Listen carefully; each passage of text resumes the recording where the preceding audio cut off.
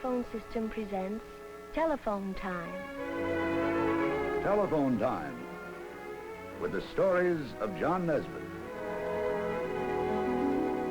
How do you do, everyone? This small Cuban flag was raced into the Olympic Stadium at St. Louis in 1904 at a time when the new Republic of Cuba was less than 6 years old. These pants are Army surplus, Spanish-American War surplus, and they were part of the official uniform of the mailmen of Havana. When your country is new and struggling for its existence, it has to use leftovers at times, which includes old Army breeches. And these shoes, high and old-fashioned, pounded for 25 miles through blistering heat on the feet of a remarkably funny man. So I can't say that we're going to reenact one of the great athletic events of history. Nevertheless, these clues are going to bring us to the great hour in the life of a pint-sized mailman from Havana. His name was Felix, and he was known there as Felix the Great, and to us today as Felix the Fourth.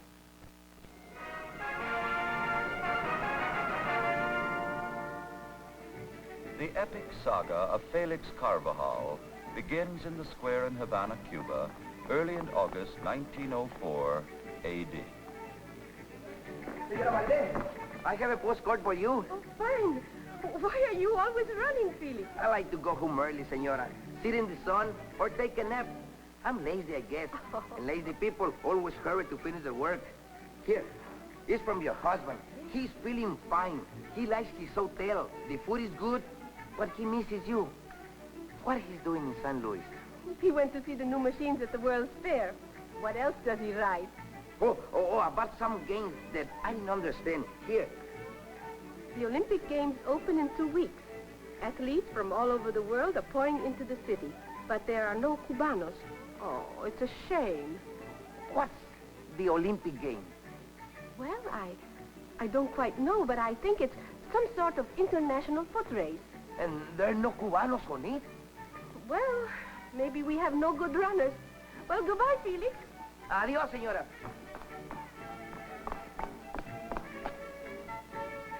No good runners.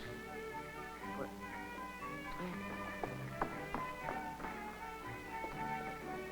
Hola, Felix. No letter for me? No, Padre. Padre. I like to have your advice, Padre. Yes, my son? I want to go to the Olympic Games. I don't blame you. I like to see them myself. Pero, Padre, I don't want to see, Padre. I want to run. Run, Padre. Run? You mean compete? I will go to San Luis and run the marathon. But can you afford it? It costs a lot of money to go to San Luis. Well, then I will borrow the money from my friends and pay back after the race. How much is the first prize, Padre? How much? The winner gets no money, my son. Just glory. Well, then, I will share the glory with my friends and the people of Cuba.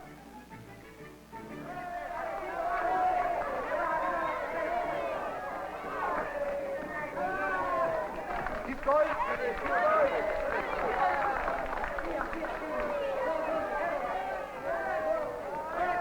He is good, senora. Oh, he is magnificent, Father.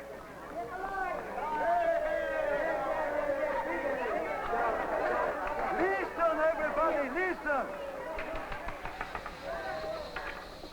Felix Carvajal, pride of the Havana post office and the next Olympic champion, has been running now for 2 hours, 44 minutes, and 21 seconds. I'll bet I can beat him with one leg tied behind me.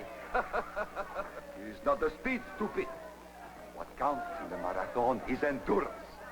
¿Qué endurance ni qué naranjas? Now, amigos, let us do our patriotic duty and send Felix to San Luis. Put your donations right in here, come on. You are buying glory for Cuba at bargain prices. Come on, that's good. Come on, money in here. Oh, isn't this wonderful? Oh, Felix, stop a minute, stop. Do you really think you can win, Felix? I know, senor, I can win. I promise everyone I can win. I'm gonna win.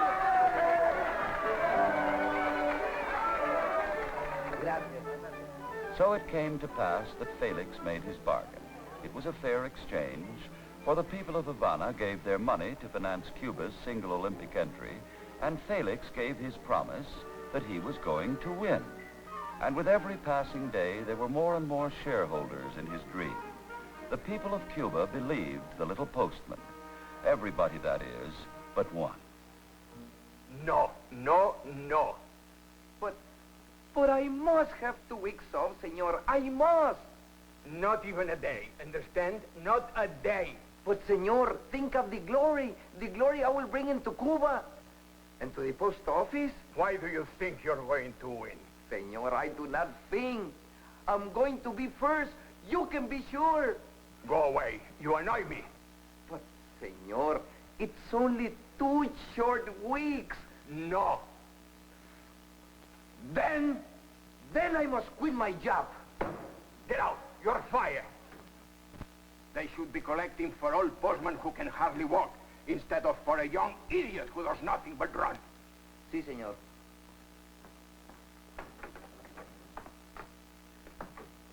I will send you a postcard from San Luis. Wait. Even if you get to St. Louis, they won't let you race. Who asked you to represent Cuba? Who gave you the permission? What official organization? The National Olympic Committee of the Republic of Cuba. 10, 20, 30, 40... Good afternoon. Hola, Hola, Felix. Good news. We have collected all the money we need. Gracias, gracias. I had to quit my job. He said they won't let me run the Olympic Games. He said that I don't represent Cuba. Don't let that worry you, Felix. I sent a nice letter to San Luis. It looks very official. And I put a big seal on it, and I sign it. When is your boat leaving? Tomorrow morning. Hey, we better go and buy you a ticket, huh? Ricardo, adios. Good luck, Felix. If you win, you will have a free breakfast here as long as you live. 2 eggs and coffee. Gracias, Ricardo. Padre, will you please pray for me? I'm sorry, my son. The Mother Church does not approve of that kind of prayer. No? No. You see, my son, there will be many runners in the race, and I'm sure all of them have asked their priest to pray for them. If we would all oblige, it would only confuse the Almighty. Should he listen to the French priest, the American priest, or to me? No. I don't think he has ever had a favorite in a race. All the runners are his sons. So it's up to you, Felix. I understand, Padre. I understand. But I let you in on a little secret. The Mother Church is always for the underdog. So you do your best, and we'll see what we can do. Gracias, Padre. Adios. Adios.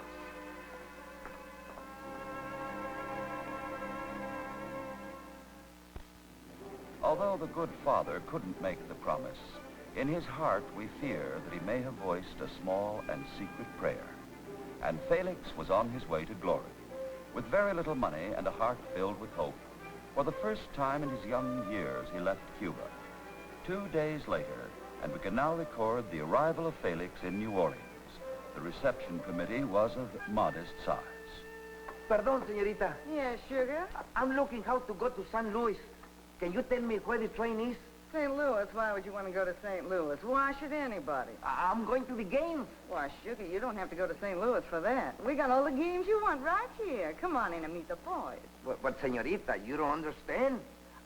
I represent Cuba. Well, that's all right. In here, you can represent any place you please. Come on, honey. But, señorita, the race, Come señorita. on, sweetie. But the race...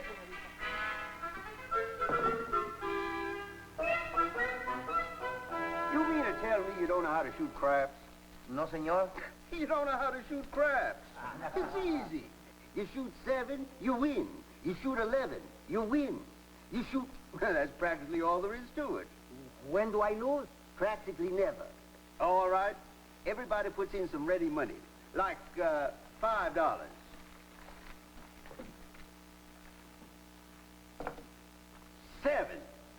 Get the idea? I win. Not this time. That was 1,000,000 to 1 shot against you. Okay, boys. Fade me. How about you? Shoot, you're in. Read 'em and weep. 11. I win. señorita. I have to Oh, go you to ain't San Luis. quitting, are you, honey? But I have to run, señorita. Let me play for you, sugar. They call me Lucky Betty.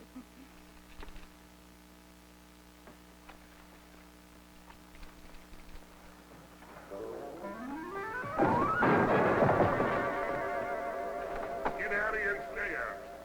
But my money, I have to go to San Luis. I have to run over there. Okay, start running. Well, what else could Felix do?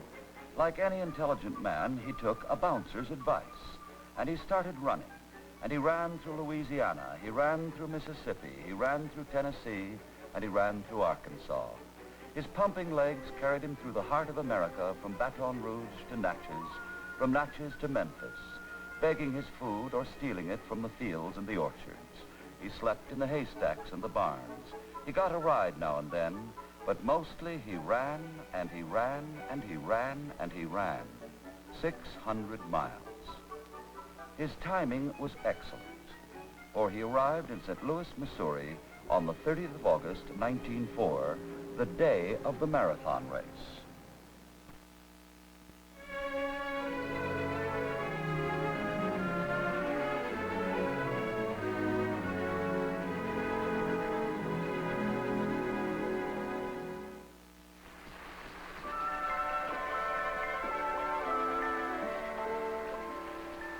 There's something cozy and comfortable about a rainy night at home, a good friendly fire, the clock chattering merrily away.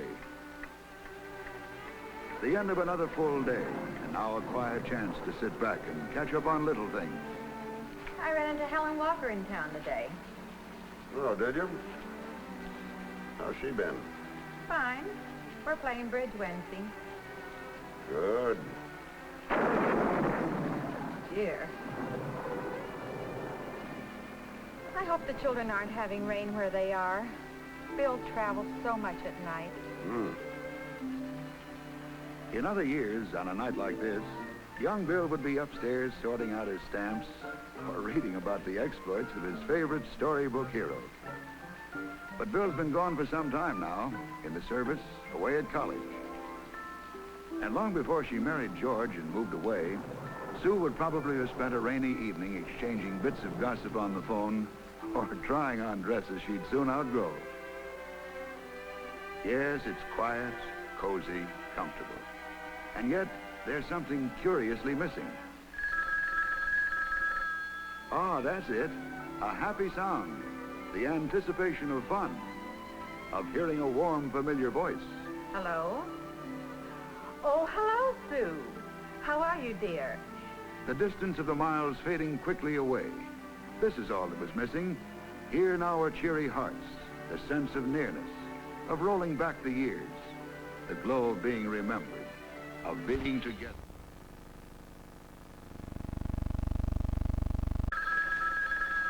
Why not bring this happy sound to someone you care for? Make that call tonight.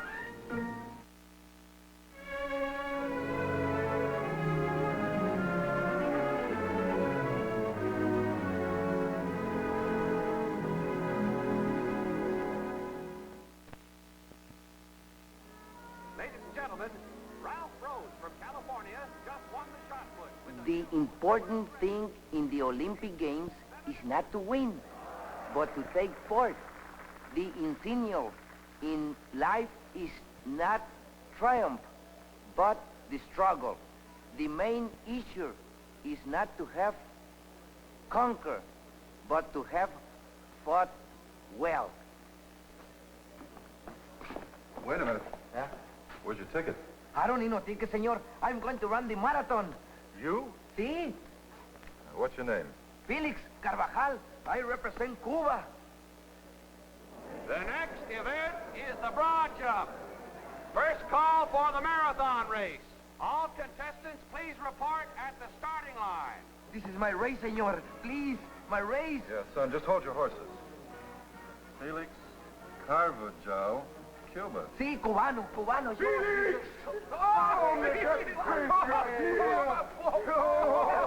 Ricardo, what happened to you? We've been waiting for 2 days. what are you doing here? We are the Olympic Committee. Gracias. We talk later. I have to run now. This is my race. I'm going to win. We come with you. Hey, look, stick. Give me that. What? You take it.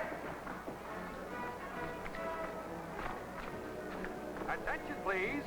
Martin Sheridan just threw the discus over 100 feet. Hey, we going to start here, eh? You planning on running in those clothes? I have no other one, senor. Clothes doesn't matter. I'm going to win. You should have told me that a week ago. I'd have stayed home.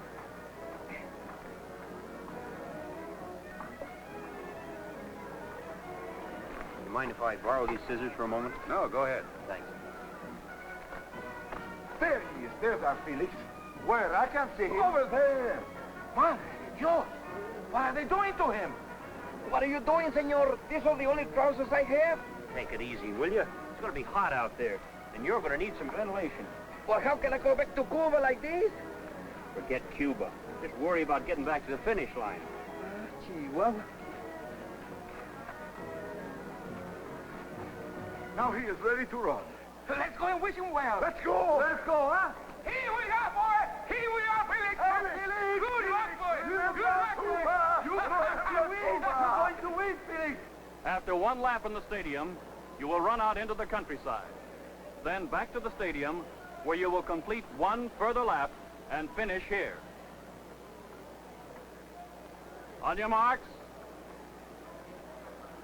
Get set.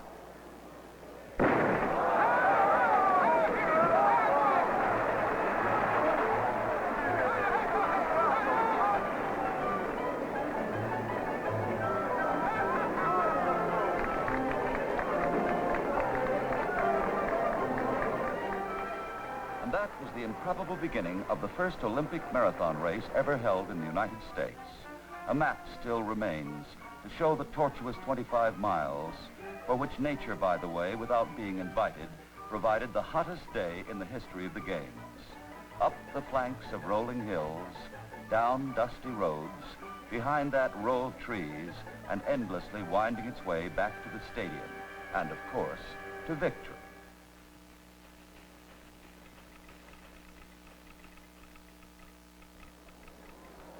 Attention, please. After 3 miles, the Cuban leads. Almost an hour of running under that wilting sun while the messages flashed to the announcer's booth. Wait a minute. Now an American has taken over the lead. The Cuban has dropped out. Oh, no. Oh, no. It was a nice dream. A very nice dream.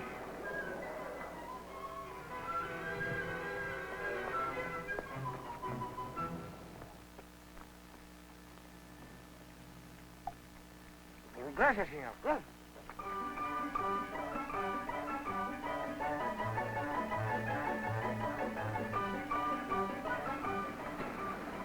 What was wrong with him? Touch of sun? He was starved. Says he hasn't eaten for 2 days. Is he all right? Oh, fine. Well, that's good. Felix hadn't eaten in 2 days, but being an intelligent man, he ate all the way. He is the only runner in history who gained weight during a marathon race.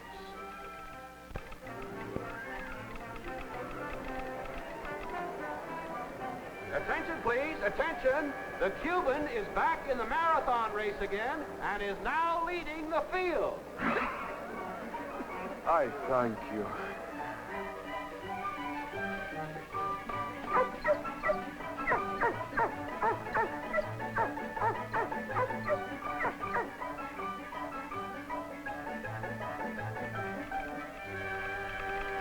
Ladies and gentlemen, according to this latest report just received, the Cuban is no longer in the lead.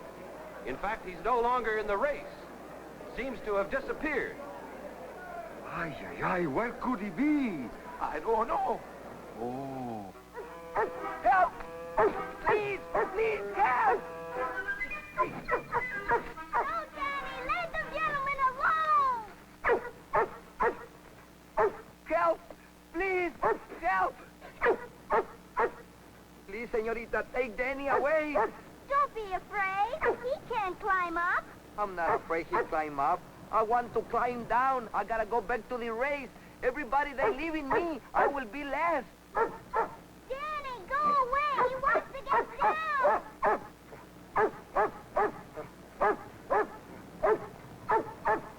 What are you doing up there? Don't look at me, senor. Come and help me, please. Help me.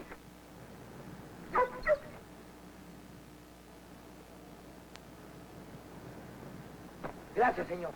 You go ahead first. Go ahead.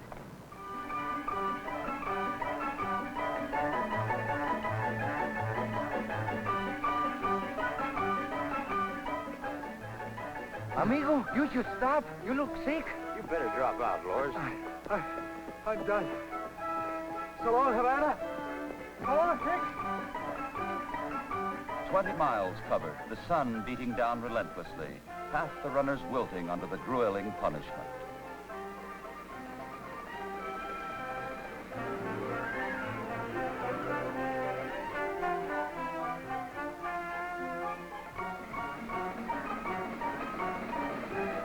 Yes, the broiling sun took its toll, but it didn't bother Felix, for he and the sun were old friends. Felix, you see, liked to sweat.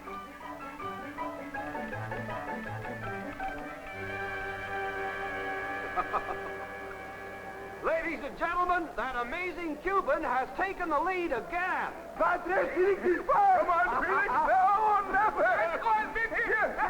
No deception. No deception. Come on, Felix.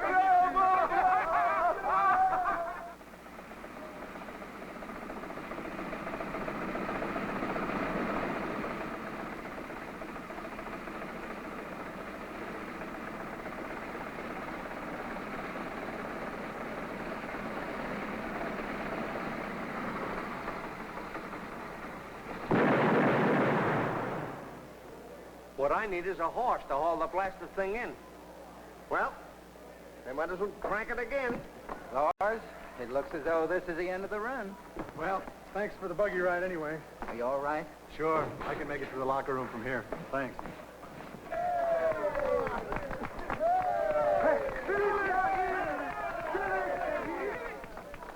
Felix, they're here! Felix, they're here! Amigos! Amigos! There he is! I done it, Padre! I done it! Just like I promised! Go on now, my son. Go on now. First, Padre. Bless you, Felix. Here, Have a house. take Go, this. go. Gracias. I didn't let these people down, eh? No. I did what I promised, Padre. Yes, but I'm go. going to win. What's going on over there? I don't know. What's all the noise about? What is it? Hey, what's all the excitement? We got the winner, an American. The winner? What did he say? He said they've got a winner.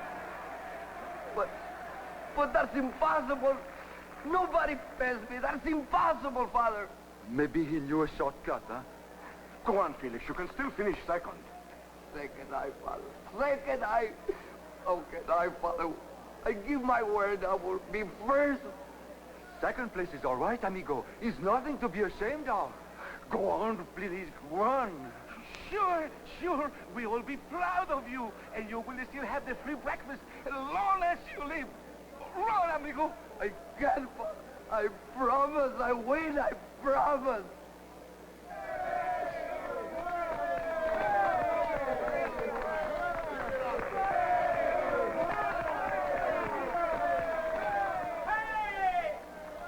Who won?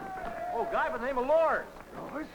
Did you hear that? Lors, he said. There must be some mistake. That's the guy who was riding with us. What? Yeah.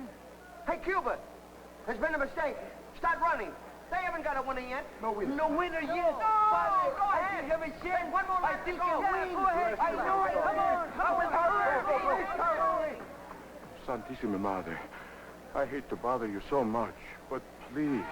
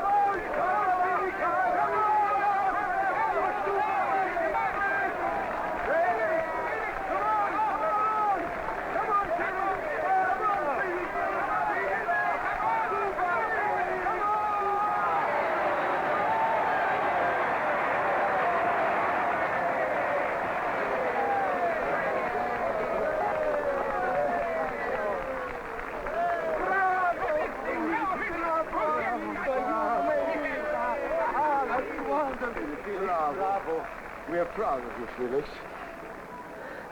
You're a great little runner, Felix. You deserve to win. You're the best. The best. You hear him? The best. The best. Bravo, amigo. But I didn't win. I didn't win. Remember, my son, the inscription over the gate. The important thing in the Olympic Games is not to win, but to take part.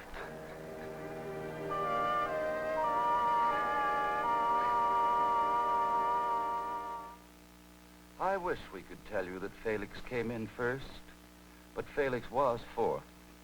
Nevertheless, there is an interesting footnote to his later life, and after this announcement, I'd like to bring it to you. This is George, away from home, working in the big city. Ever get homesick, George? I sure did for a while. And the folks back home missed me too, I guess. But then I started using the telephone. In fact, before I go back to my room, I'm going to call the folks back home right now to tell them that I got a promotion and a raise. When you're away, remember, a regular call home means so much, costs so little.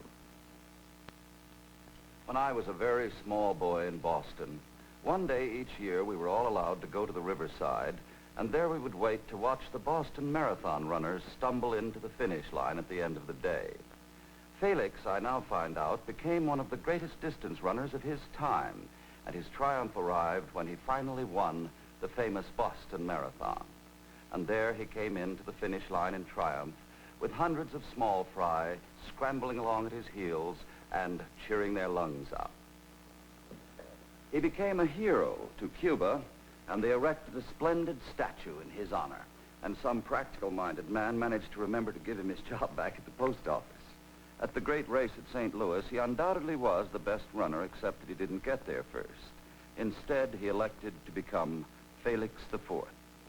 And now I believe we have some clues for our story to come. Such a walking stick as this was carried by a strange old gentleman whom I was born too late to know, and who smacked people over the head with it when they disputed the idea that he was Emperor of the United States, and that this was his scepter. The Emperor Norton was a sad and a funny man, and I think a happy one. And of course, we all hope that you will think so too. Until we join you again, this is John Nesbitt wishing a goodbye to you all.